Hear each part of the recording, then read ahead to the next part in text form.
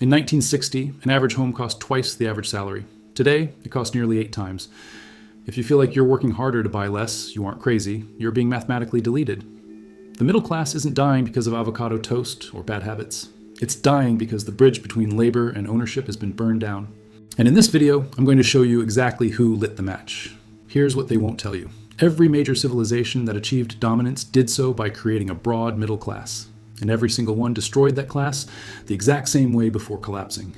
Not through war, not through famine, through monetary dilution dressed up as prosperity. And that's exactly what's happening right now in the United States.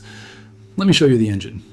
Picture Rome, 150 AD. A blacksmith in the Forum can buy a modest home for 3 years of wages. His son becomes a merchant. His grandson owns a workshop. This is the machinery of civilization, upward mobility powered by stable money. The silver denarius in his pocket holds its value because the empire maintains discipline. Melt down a coin from 100 AD and one from 150 AD, and you get the same weight of silver. But here's where it starts. The empire needs to pay soldiers, build roads, fund the games. The easy path is to clip the coins. Same face value, less silver. By 250 AD, the denarius is 95% bronze with a silver wash. The blacksmith's grandson is still paid in denarii, but his purchasing power has been gutted. He can't afford the workshop. He is forced to become a farmer working on an aristocrat's estate in exchange for rent. The middle class compresses into the bottom. The top floats higher on asset inflation. Land, villas, grain stores, these hold value. Wages don't. Now jump forward. Spain, 1600s. The galleons return from the New World hemorrhaging silver. Mountains of it. Literal mountains.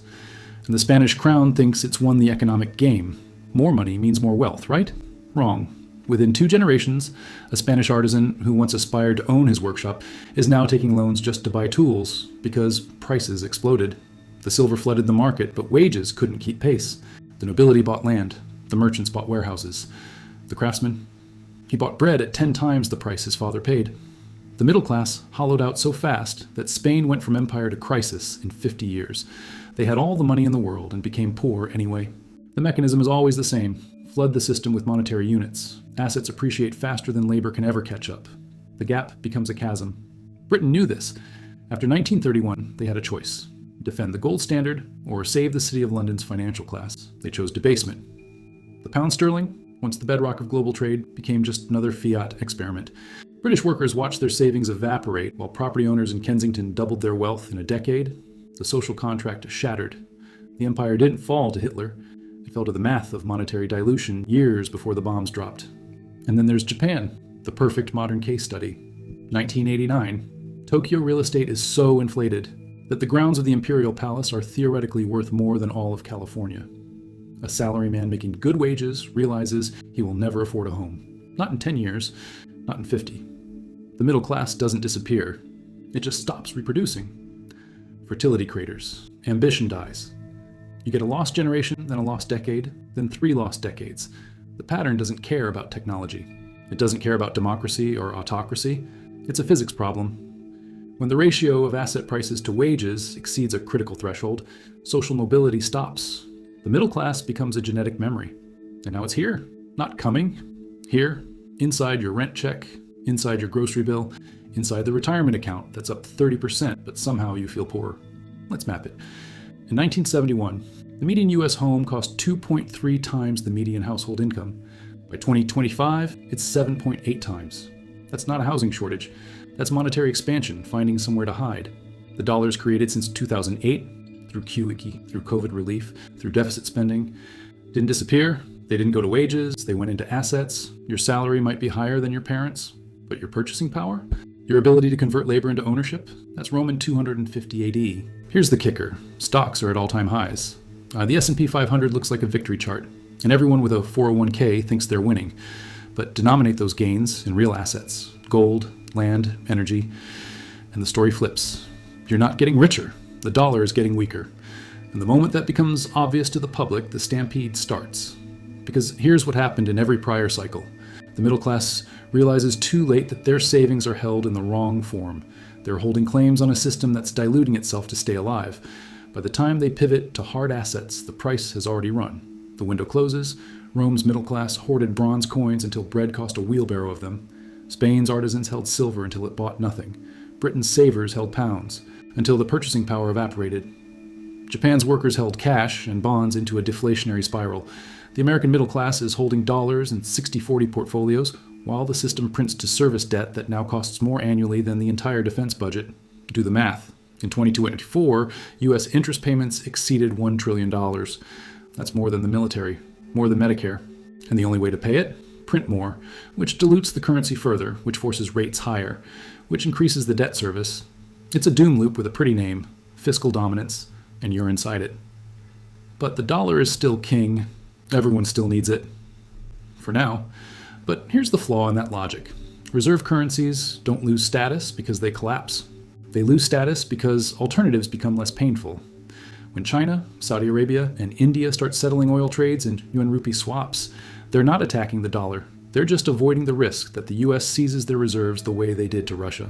$300 billion frozen overnight. That's not power, that's a threat. And threats get hedged. Central banks bought more gold in 2023 than any year since 1967. That's not paranoia, that's pattern recognition. They're moving to neutral collateral because they've seen this movie. The hegemon always debases to survive. Always. And the smart money exits before the crowd realizes the door is shrinking. But stocks are up. In what? Measure the S&P 500 in ounces of gold, not dollars. It's been flat for 5 years. The number goes up, but the value doesn't. That's not wealth. That's inflation with a Bloomberg terminal. This time is different. Oh, that's what Spain said when they had silver. That's what Britain said when they had the pound. That's what Japan said when they had efficiency. It's never different. The mechanism doesn't change, only the speed. So what do? You can't stop the pattern, but you can stop being the person it crushes. First, definancialize. The system wants you to hold claims. Stocks, bonds, REITs. Those are bets that the monetary system stays stable. History says it won't. Rotate into things that exist physically. Land you can use. Commodities you can store. Businesses that produce essentials, not convenience. Second, kill leveraged bets. Debt is a time bomb when currencies destabilize. Every empire in the compression phase saw debtors destroyed. If you're borrowing against assets you hope appreciate, you're betting on liquidity staying abundant. That's a bad bet. Delever now while you can still choose the terms. Third, diversify jurisdiction. Your wealth shouldn't be trapped in one legal system. Open accounts in stable foreign banks. Buy property across borders. Not because you're fleeing, because concentration is risk. Rome's middle class had no exit. You do. Fourth, own the boring necessities. When money breaks, people need food, water, energy, shelter. They don't need another app. Invest in the unglamorous. Agriculture, utilities, logistics, these survive the reset. Tech darlings don't. Fifth, build optionality. The future is non-linear. Don't lock yourself into a single path. Have multiple income streams, portable skills, liquid reserves. When the system shifts, the people who survive aren't the ones with the best plan. They're the ones with the most options. Sixth, study the exits. Every collapse has early warnings that seems obvious in hindsight. Bank runs, currency controls, asset freezes. Know what they look like and know your thresholds. Have a playbook for when the signal fires. Seventh, understand the end game. This doesn't end with everyone being poor. It ends with a reset, a new monetary system, a new social contract. And the people who navigate the transition with assets intact become the new middle class. The ones who stay in the old system's promises, they get archived with the denarius holders. The middle class doesn't vanish because people get lazy. It vanishes because the distance between labor and ownership becomes impossible to cross. And every single time, it happens the same way. The currency expands, assets inflate, wages stagnate, the gap widens. And then one day, it's not a gap anymore, it's a cliff. You're standing on it right now. And the thing about cliffs is this. You don't fall because you step forward. You fall because the ground disappears beneath you. The question isn't whether the reset is coming. The question is whether you'll be holding the right things when it does. Because history doesn't repeat. But it rhymes. And right now, we're in the verse where the middle class realizes, too late, that their savings were denominated in the thing that broke. Don't be the blacksmith's grandson. Don't be the Spanish artisan. Don't be the British pensioner or the Japanese salaryman. Be the one who saw the pattern and moved before the crowd did. The engine is already running, and you're out of time to pretend you can't hear it.